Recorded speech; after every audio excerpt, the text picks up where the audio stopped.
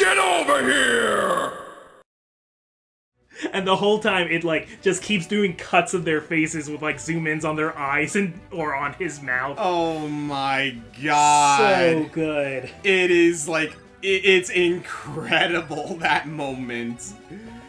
Oh my, and it's all just because he wanted to have a 20-second segment of just doing a bunch of smash cuts and, the Scotsman's voice actor just going absolute ham.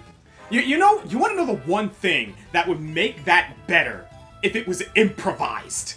Yeah. I would love to know if the voice actor was basically just given the direction, you have 20 seconds, insult this man in the most venomous way you could think of. Like in Full Metal Jacket, apparently a lot of those were... The guy who plays the drill sergeant in that was really just there to, he was a real drill sergeant who was there to help the actor who was supposed to play the drill sergeant get into character. Oh, yeah? But his digs were so funny that they gave him the role. Oh, that's great. Where he has that, how high are you, Private? How tall are you, Private? 5'6", sir. I didn't know they stack shit that high. Oh, absolutely. Absolutely. Yeah, some of the coolest moments that happen in cinema, in my opinion, are the ones that are just improvised. Probably the most famous example is what was it? Fast and Furious? Maybe. It was a scene with The Rock. I think it was Fast. It's a big car movie, basically, where it's The Rock's character comes in and the guy's like, "Hey, you better hide your baby oil." I'm just fooling. Yeah, you better hide that big-ass forehead. The big-ass forehead line was improvised and they kept it in. Because it was just too good. My favorite is in Indiana Jones Raiders of the Lost Ark, the famous scene where the guy comes out, spinning the sword. Yes. Yes. Harrison Ford had a terrible stomach bug that day. It was so tired. They had, a whole choreographed sword fight planned. But just, as a joke, he, pretended to shoot him. and that's the take they kept. Yep, they kept it. Which, again, I love that. Supposedly Thor Ragnarok is very improvised. A lot of it is improvised. And my favorite is when Thor is telling the story about when him and Loki were kids. How did it go? It was can we remind you that he tried to kill us before? Yeah, he tried to kill me too. Yeah, he tried to kill me on several occasions. There's this one time when we were kids, he tried to turn himself into a snake, and he knows that I like snakes. So I went and picked up the snake to admire it. And then when I picked it up, he turned himself back into himself, and he was like, "Ah, it's me!" And then he stabbed me. We were 8 at the time. And meanwhile, Loki's sitting there tied up, but he's just the biggest shit-eating he's grin. Smiling reminiscently. Also the scene where it's let's do Get Help. No, we're not doing Get Help. Come on, let's do Get Help. No, we're not doing Get Help. Come on, you love it. I hate it. We're doing Get Help. We are not doing Get Help. He's dying. Get help. My brother's dying. Get help. Help him. Throws Loki. Oh my god. That dude, that's when you were talking about how the MCU's kind of lost a lot of its spirit. Yeah. That's when the MCU had spirit. Thor Ragnarok was a funny movie. It's because Taika Waititi leaves places in his scripts for improv, assuming that he'll get some good bits. Which, yeah, I honestly think that's a really good way to go about it. It definitely works. Iron Man at the end of the first Iron Man, that's an ad-lib. Oh, yeah! When he just goes, I'm Iron Man. I am Iron Man. Yep. That was just a spur of the moment, let me just try this. And that changed the course of the film franchise. It's so wild to me. Another one of my favorite examples of, how genius the writing was. I think we mentioned this before, but, Groot. With Vin Diesel. And it was Vin Diesel, right? Yes. Yeah. With Vin Diesel, they gave him 2 scripts. One of them was I am Groot, and the other one was what Groot was actually saying, so he would say I am Groot with the inflections of what he was actually trying to say. I wasn't drinking from the fountain.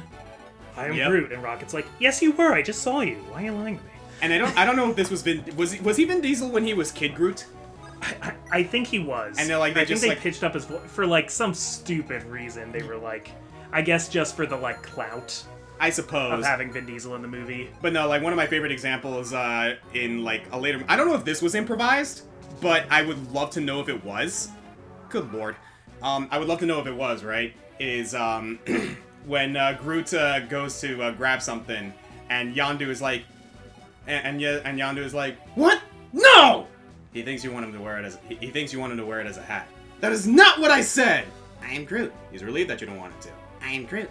He hates hats. I am Groot. On everyone, not just himself. I am Groot. One moment you think someone has a weirdly shaped head, next thing you know, the weirdly shaped head is the hat. That's why you don't like hats? That's a good one. I love that moment. This one is in Avengers Infinity War, but the where's Gamora? I'll do you one better. Who's Gamora? I'll do you one better. Why is Gamora? That's an ad-lib.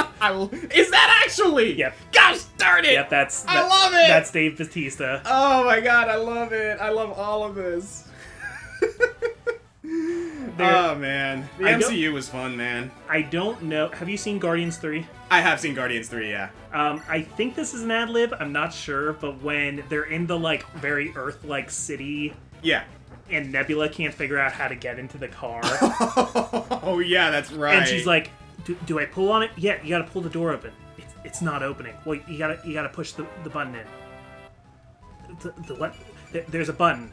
I see no button. Oh, it's metal. It looks like the handle. It's the same color, but it's underneath the handle. Oh, I see. Yeah, you gotta push that in. Yeah. Now what? Open the fucking door." Yeah, that checks. Yeah, I remember that. Oh, I think now that you mention that, I feel like the Guardians movies were just chock full of moments like that. Yeah. Like another one that I can think of is like, does anyone have any tape? No one has any tape. How do none of you guys have any tape? You're the one with the magic toolbox. If anyone's gonna have any tape, it's you! I have to do everything! I am Groot! Groot runs off with the bomb. I don't lose my voice, I swear. Go, ask Nebula, okay. Nebula doesn't have any tape. Did you really ask her? Nebula, do you have any tape? No! Nebula doesn't have any tape. Oh my god. That's just such a fun dynamic with the Guardians of the Galaxy. Yeah, I'm kind of happy for them that they're signed off before it can get too much. I agree.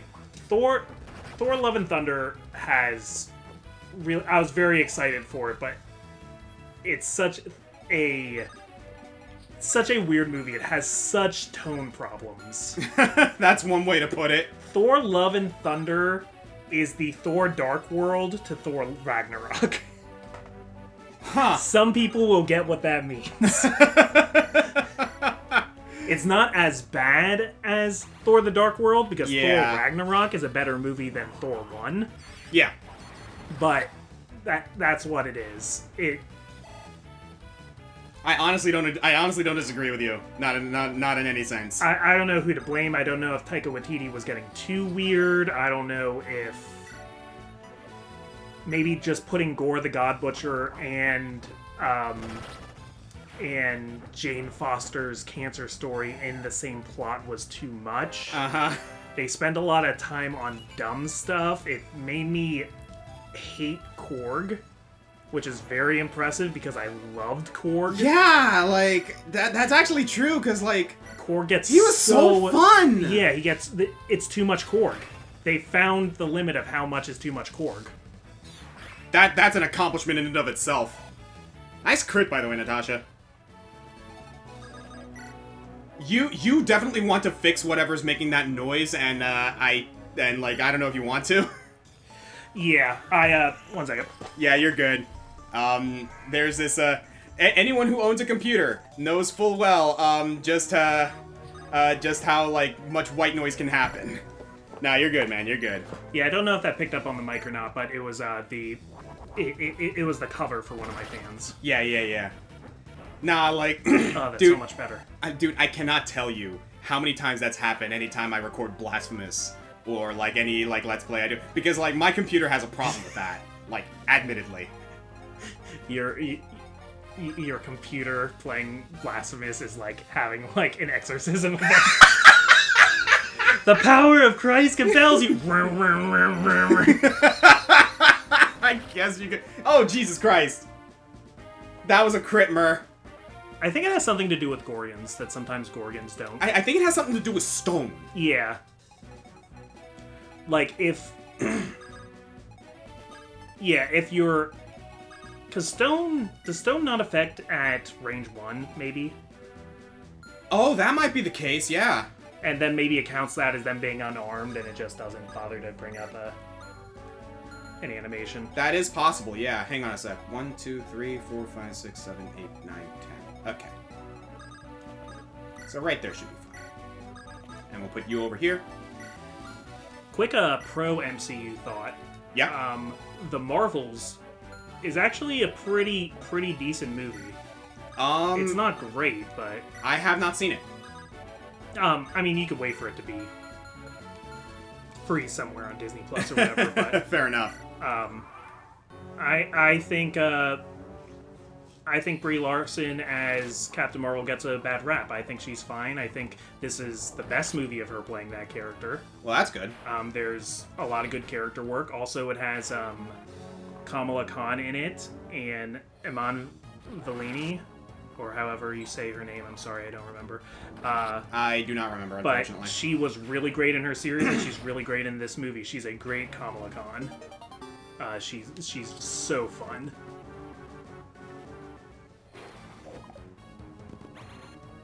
And Guardians 3 was really good. Oh yeah, Guardians 3 was great. Quantum Mania and Thor Love and Thunder and Multiverse of Madness were all, like... Blah. Weird. Weird's a good way to put it, yeah. They were all mixed bags that I came out feeling more not liking it than liking it. Going back to what you were saying about the Guardians, by the way. How, like, they kind of, like, signed off, thankfully, before things got a little too weird. Yeah. I'd argue they kind of didn't. If only because of Marvel Infinite. Oh, yeah. Going back to fighting games. Bring that whole conversation full circle. Yeah, I mean, like, this, like, movie incarnation of them probably won't be around very often. And, I mean, they can always pull them back whenever they want a cameo. That's true. Or whatever. That's true. Or if they ever get to this Secret Wars idea and they want to just go completely nuts, they can see who they can get back and get Bradley Cooper back to voice Rocket and whatever. Mm-hmm. The good news is with Guardians is that it is like one of the few branches of the MCU that kind of remains untainted, I guess you could say. Like, for all intents and purposes, like the Guardian movies, as well as like their participation in Infinity War, fantastic. Yeah, it's like, probably the most consistent corner of... I think all three of the Captain America movies are really, really good. Mm-hmm. First Avenger, Winter Soldier, and Civil War. That is true. That is true. I will grant Captain America that one. Though what's kind of funny about Civil War is it's kind of like a mini Avengers movie. Yeah. Yeah, kinda. That one's still my favorite, though. No, Civil War was fantastic. Like, yeah, it revolved around like Captain America and Bucky. Yeah, but I think it's still a Captain America movie because it's still especially about him. Mm-hmm. I understand, like, though, like, how some people might categorize it as, oh, like, this is another, technically, Avengers movie. Because they get pretty much all the Avengers involved, and this was, like, the start of the whole Spider-Man spiel. Which, by the way, actually, that's another one. Spider-Man ended up fantastic. Oh, yeah. Like, yeah. Wow, did they do good stuff with Spider-Man. Yeah, Spider-Man was really good. Oh, boy. There was... 2 in a row pretty darn bad Disney Plus series. Secret Invasion is awful. Yeah. And Echo, I would love for it to be good, but it's not. Related to that, actually, if you don't mind indulging me. Yeah. What are your thoughts on Loki? I liked Loki Season 1 a lot. That was also during a time when the Disney Plus series were just starting. That was the third one. Yeah. And we were still very excited about them. WandaVision was like a huge event. Oh yeah, like what? WandaVision actually ended up being pretty good, if I recall. Yeah. I think Loki season 1 is really good. I think Loki season 2 gets kind of boring, but it also ends on a good note. It's maybe the only... I think every single MCU show has had, like, kind of a bad finale. Okay. Except Loki. Loki season 2 kind of manages to get its crap together for the last episode. Well, that's good. And, like, I don't want to spoil anything, but it is something that, like, oh man, it makes me wish that, like, the MCU wasn't such a mess right now, because, like, the concept of it is very exciting. Mm-hmm. Man, they're just coming at us with those monster reinforcements, huh? Yep. Well, we're finally gonna get this mogul out of the way. They start coming and they don't stop coming.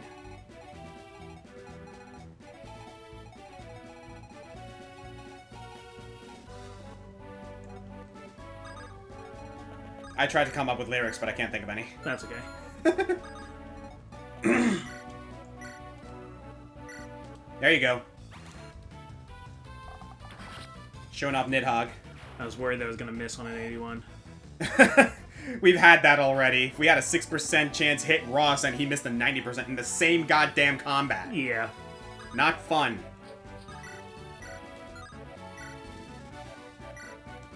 Nothing will ever beat that 1% crit on Makalov to me. Oh, no, not at all. I will say the 22% hit chance with that freaking halberd came close with Seth. Yeah. Like, that was dumb. That was so gosh darn dumb. But we're at a point right now where I think there were so many Marvel projects announced, and everything's getting pushed back largely because of the writer's strike. Yeah. And I think that's a good thing. Yeah, like that's something I guess we can like kind of like advocate for. Yeah, like the strike's very justified. Like honestly. Yeah, and like one, like the writers need to be treated better. Yes. But this is ultimately, I think, a good thing for having something force Marvel to stop and slow down. Yeah. Probably a lot of things are going to get outright canceled. Mm-hmm. C'est la vie. For 2024, the only film slated to come out is Deadpool 3, which is now in the MCU. Yeah, there's just weird things like... They talked about how a lot of their shows didn't have a show Bible. And, like... That's one way to put it. What? You ever hear of a show Bible? I mean... That's like an actual term in the TV industry for, like... It's a document, basically, of, like... things that are going to always be true about the characters and things that are always... So that, like, if you have... Because, like, different writers are going to be writing different episodes, but they all need to read the show Bible so that they know not to, like... not to botch something. Yeah. Okay. I actually never heard that term, no. Yep. Go figure. Damn, Garrick! Well done. So, like... Yeah, it's a nice solid document. It gives you, like, the most important, like, cases of each character and stuff like that. If you were like, this is a weird made-up example. Yeah. I made, but, like, if, like, there was an episode of Hey Arnold where, like, Helga was being, like, really, really mean to Arnold, but it was, like, super, like, sincere and wasn't with that, like... oh, she, like, has a crush on him, I would worry that writer maybe didn't read the show Bible. It's stuff like that. Okay. Of, like, this character is in love with them, but they can never tell them. This person, this is their background, their parents were like this, they will tend to make this decision in this situation. It'll give you all the... Very important for something like the MCU, because there's all this continuity. I guess, like, to give a smaller example, but, like, I feel like this is relevant. If, like, you were playing a game of Yakuza, and suddenly, Kiryu killed someone. Yeah, great example. Yeah, like, no, Kiryu would not do that. Or he punched a woman. Yeah, he would never do that. Can't happen. Okay, I'm starting to understand now. Cool. If Batman pulls out a gun... Nice, Irene. Which he's done. But that's usually... There were always exceptions. Yeah, or it's like a alternate reality where he can use guns because the writers really want Batman to use guns for some reason. The main example I remember is that there was this one time he did pull a gun, but it wasn't him. It was Deadman. Yeah, that's a good example. And he shoots Black Manta. Yep. Yeah, that's an example I do remember. And Bruce is livid. Oh, yeah, no, like the funny thing is like the scene after, like, you understand, like, oh shoot, like Deadman didn't actually want to do that. He like just wanted to save someone, but it turns out like he panicked. Yeah. So yeah, like, because Deadman can only talk to people when he's inhabiting a human body. Yep. So he saw these people sneaking up. Batman didn't see him.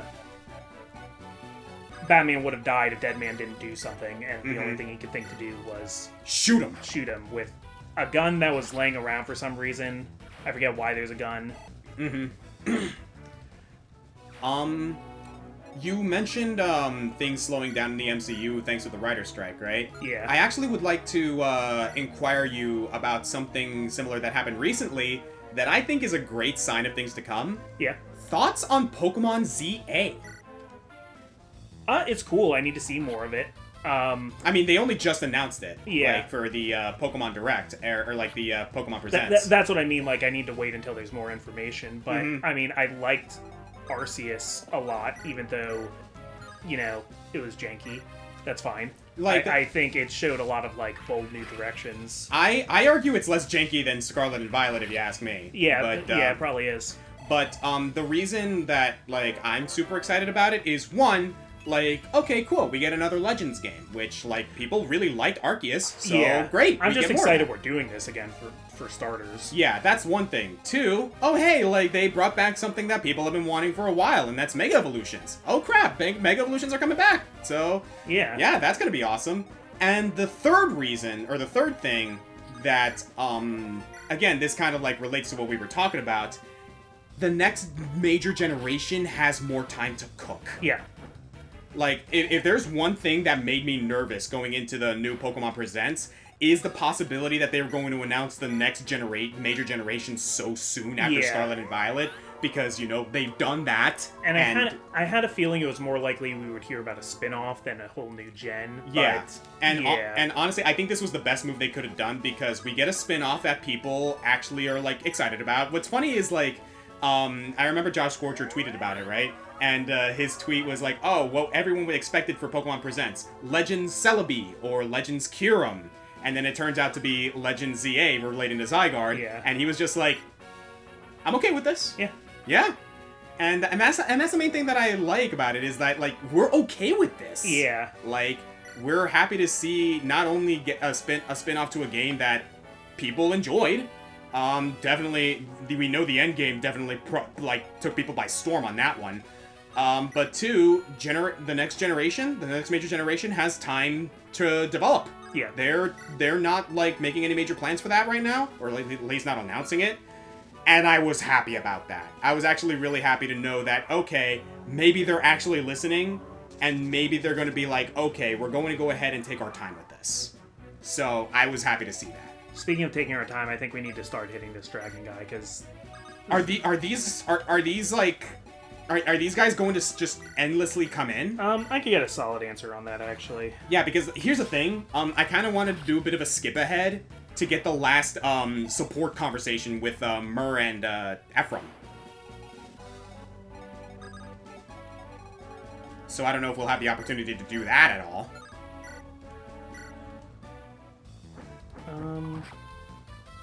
Because, yeah, these reinforcements just keep coming. Okay, it should end on, like, turn 28, I think, should be the last one. 28? I don't know what turn we're on. We are on...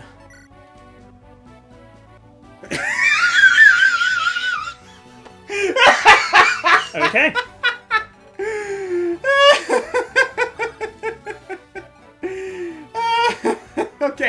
Okay. I'm sorry.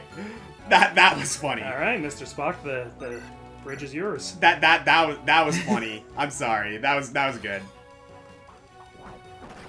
Nice crit, Erica.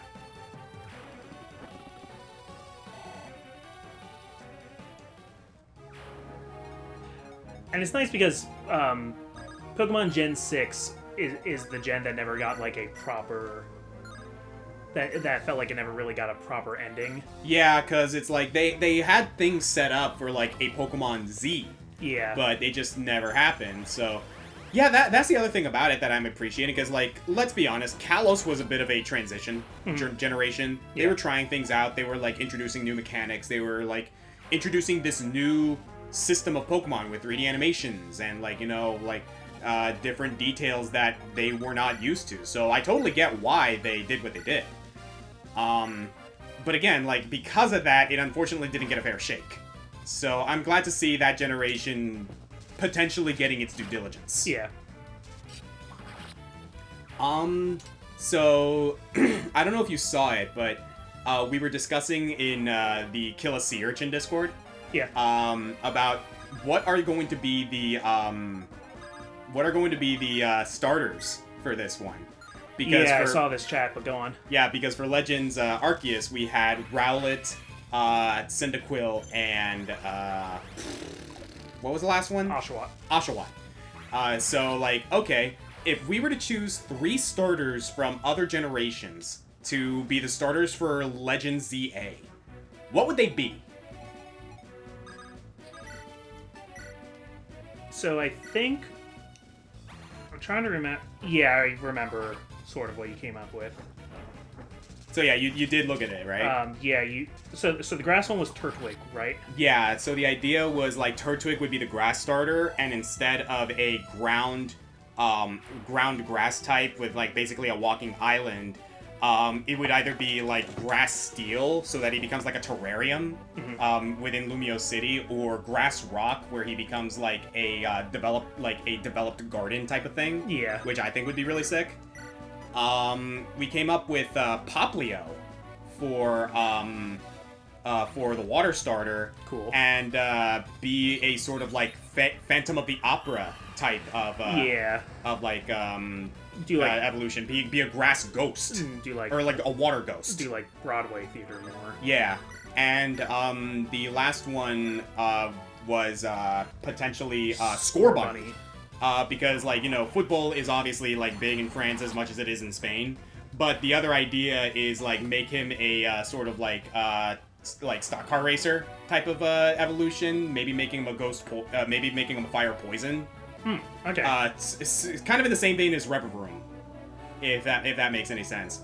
Or a bike racer, even. Like a Tour de France type of thing. Oh, that could be cool. Yeah. Like, Scorbunny's evolution already has that sort of, like, bike helmet thing. So, like, you know, make him a Tour de France type of evolution. I said American Broadway before. I forgot for a second we were doing Kalos, and now you know that. Sorry. I still think it would work. Yeah. Like, the whole, like, Broadway you're thing, right. because, like, theater is still big in France, too. Yeah, but, like, opera, yeah. Like Baroque opera France, yes. Yeah, so Turtwig would become a steel grass terrarium. Poplio would become a water ghost Phantom of the Opera singer. Yeah. And Scorbunny would become like maybe even a fire flying or something like that, like bike racer. So I'm curious.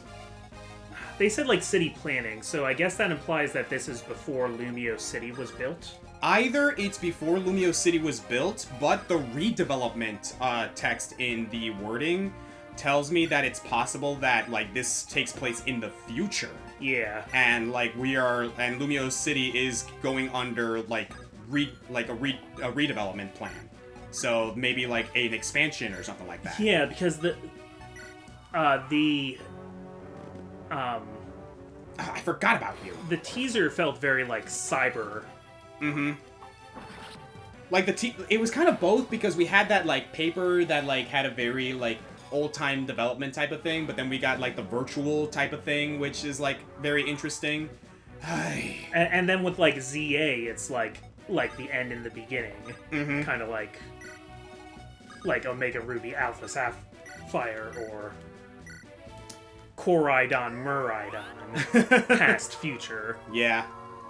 like, I'm looking forward to it, and I'm looking forward to see... Because, like, again, the appeal of Legends Arceus was all about, you know, exploring this, like, uninhabited, like, area and, like, rediscovering things and things like that. So I'm curious to know what they're going to do if it's going to take place exclusively just in Lumio City.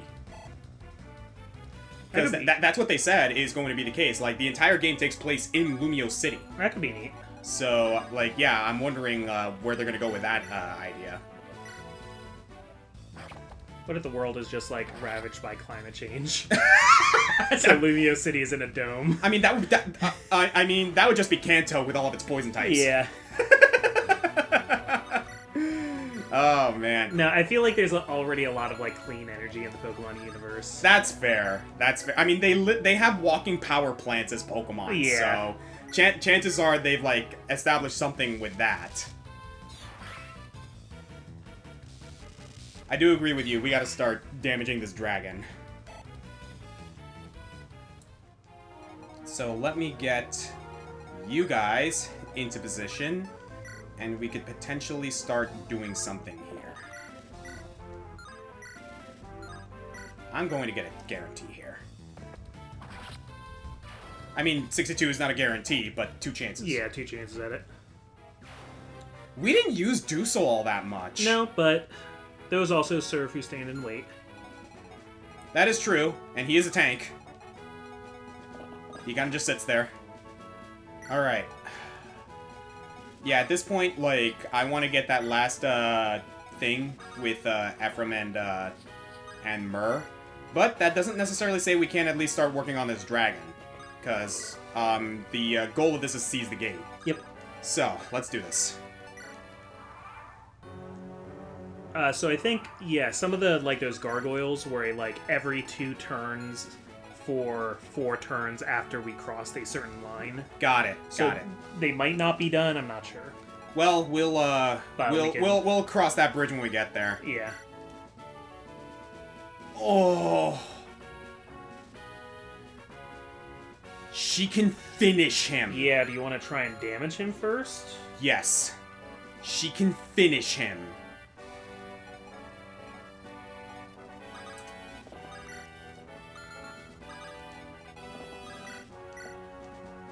Oh, but that reminds me, did you still want to try and get Ephraim and Myrrh's? Yeah, that's what I was doing here.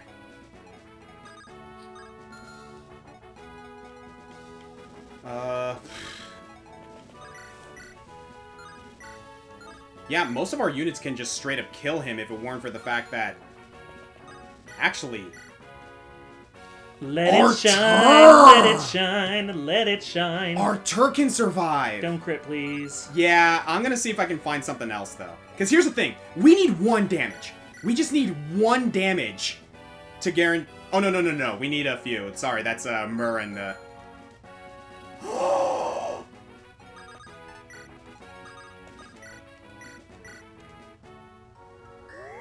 Oh, she can tank it. She can tank it. She just needed the HP.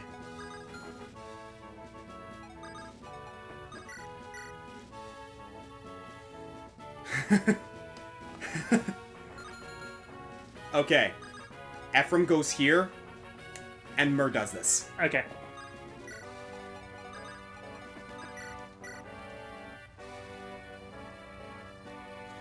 Alright, get ready to be sad, everybody. I am shocked that she can tank it. We've been really leveling her. She's maxed out. Let's do it.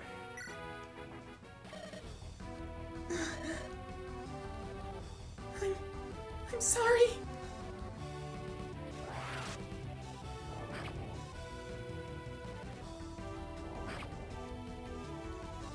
Oh, I hate to see it. Tethys. You're gonna make her kill her dad? I'm sorry. Let's be honest. Myrrh would be the one, Myrrh would want to be the one to do it. Myrrh is the only one who has combos with this guy, so... You made us proud, Myrrh.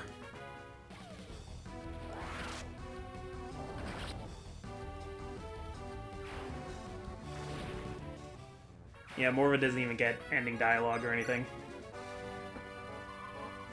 Hijo de madre! Let's go ahead and let these two have some private time. Okay. We're gonna go ahead and handle this. Oh, man, though. Yeah, let Ephraim coach Myrrh through that trauma. Can I just say, though, so that's something, right? Yeah. Can we appreciate the fact that that was emotional? And all Myrrh said were 2 words. Yeah. Like, that's something I genuinely miss. Brevity is the soul of wit. Mm-hmm. Just 2 words, man. Like, I imagine, like, Ephraim right now is just holding Myrrh while everyone is like, yeah, you guys go ahead. Ephraim, do what you need to do to comfort Myrrh right now. We got this. Like, damn, though!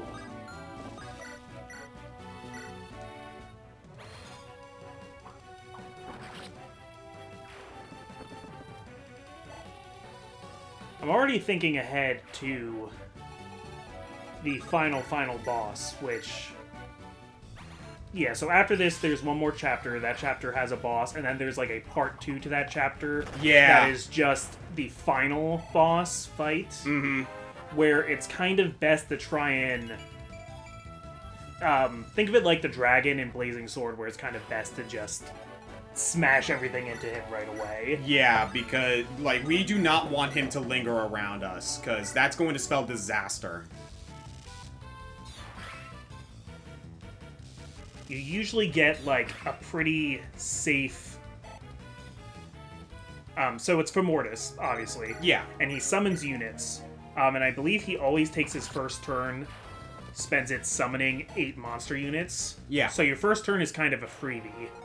But if you want to keep him from, like, really having an action on anybody, you want to try and take him out in that second turn. So what some people will do is use warp staffs to, like, put people right up to him. Ah, got it. That makes sense.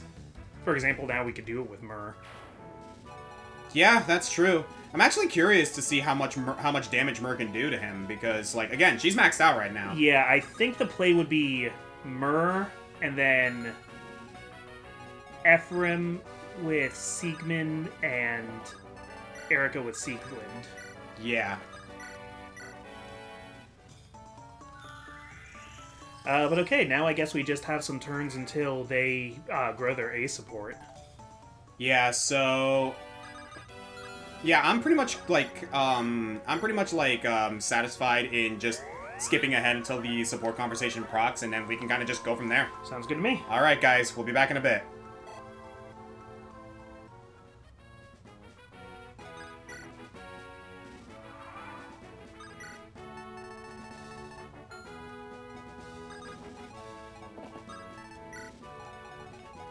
Just kind of get everybody in position. Not that it matters at this point, I suppose. Yeah. You know.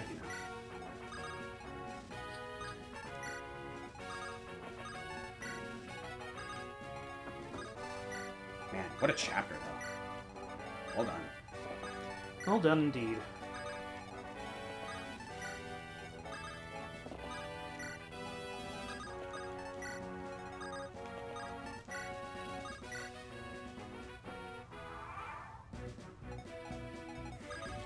So we got some more gargoyles. Yeah, we're just gonna go ahead and look at this real quick. Are you sure you want to be using Nidog? Let's use the Brave Bow. Yeah, we're just gonna go ahead and showcase this, because I know there's that one guy who likes to keep track of all the crits. Yep. Like, that just happened, so... Hey, you know what? We want you to keep track of all the crits. Nah, dude, like, that guy's a goddamn legend. Like, I like the fact that he's even keeping track of the crits, and I like the fact that he gives everyone such, like, interesting and, like, sometimes really goofy, like, surnames. Or, like, titles. Titles is the word. Yeah, keep doing what you're doing, Black Owl. Absolutely.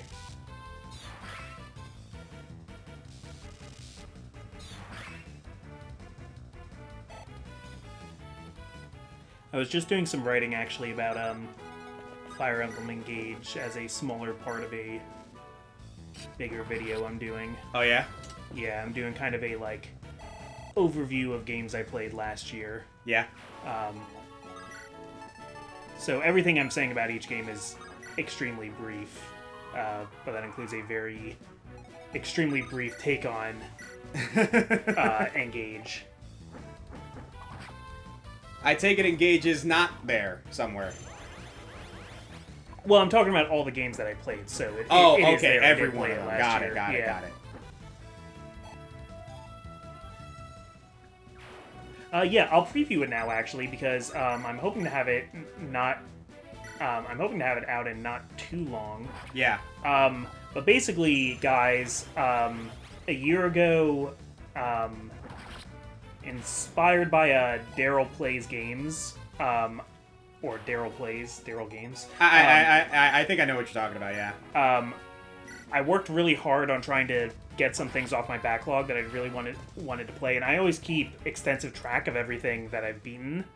I beat exactly 50 games last year, games that I had never beaten before. So I'm making a video about it. So yeah, when that comes out, by all means, go ahead and check it out. And we're gonna go ahead and check out this support conversation. Let's do it. Here we go. Hey, Mur. When this war is over, what will you do? Have you thought about where you will go? Well, I just killed my dad, so... I lived in Darkling Woods ever since I was a child. I think that I shall spend the rest of my life there.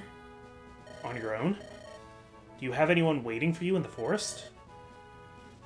Oh. So good. I'm on my own now.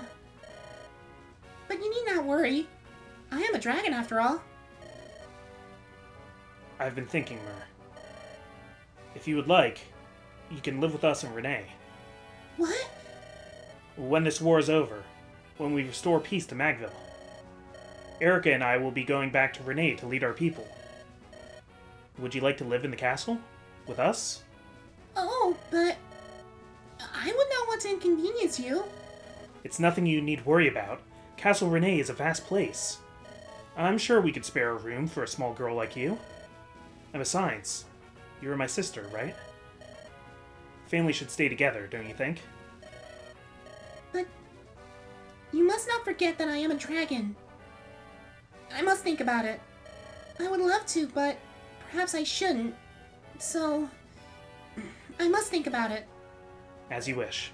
But... thank you for the offer. It makes me very happy. Thank you, brother.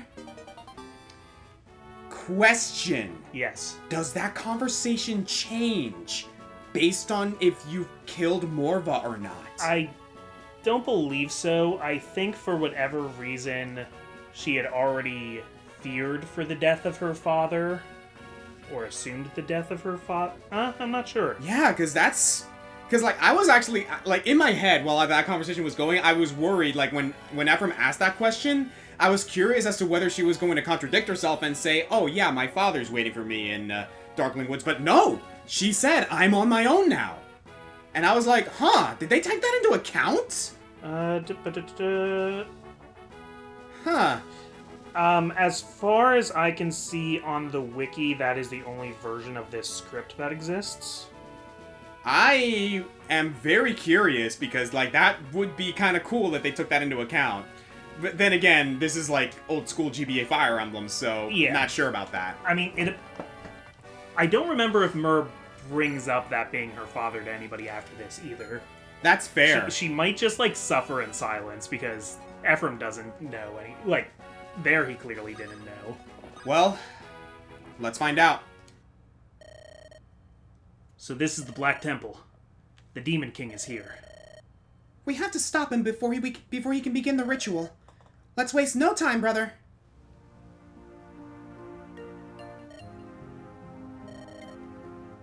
I'm sorry, Father. Mur, what is it? I just met with my father. I had not seen or spoken with him for quite a while. You saw your father? Then we must speak with him. No! He told me he couldn't see you. He said it wasn't a good idea for him to meet so many people. As the tribal chieftain, he feels that he should maintain his distance. Is that so? That's too bad. But he offered me words of encouragement and praised my efforts thus far. He told me in his kindly voice to come home to him safely. I will do my best to honor his faith in me. He sounds like a good father. He is. Mr. Sheikah, I'll do all I can. For my father and for all of you as well. I will help you, and we will defeat the Demon King. Are you sure you want to go with us, Mer? You had so wanted to be with your father. Yes, I'm sure. Once we are finished dealing with this evil, I will have time then. Let's hurry, Mr. Sheikah. Mer, I understand. Let's get moving. The faster we can end this nightmare, the better. From this building, a repulsive energy oozes. The Demon King, he's here. Oh boy. Leon, it's almost time. Your beloved Erica is on her way. Erica, don't come. It's already...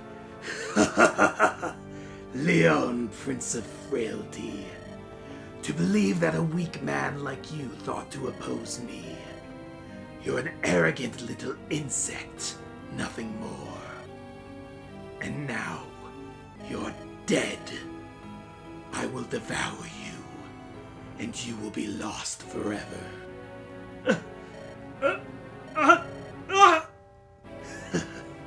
Does it hurt? Are you suffering? Oh, but it does not end for you yet.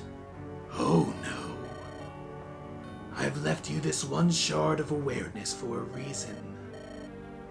I want you to watch yourself as you crush Erica. You should thank me. Erica! Jeez. Yeah, Fomortis is nothing if not a little sadistic. So, I mean, given what happened to Morva, that's no surprise. How are you feeling after that voice? Could use some water, but I'm good. Yep, I think it's time for us to get a drink because that was a long one. Yeah, I didn't think ahead. This guy's probably going to be talking a lot in the next couple chapters. So, thank you guys for joining us for Chapter 20 of Let's Play Fire Emblem Sacred Stones. I'm the Green Scorpion. I'm the ComicFoil. Next time, Prince Leon is our target. It's time to end his misery, if we can. Here we go.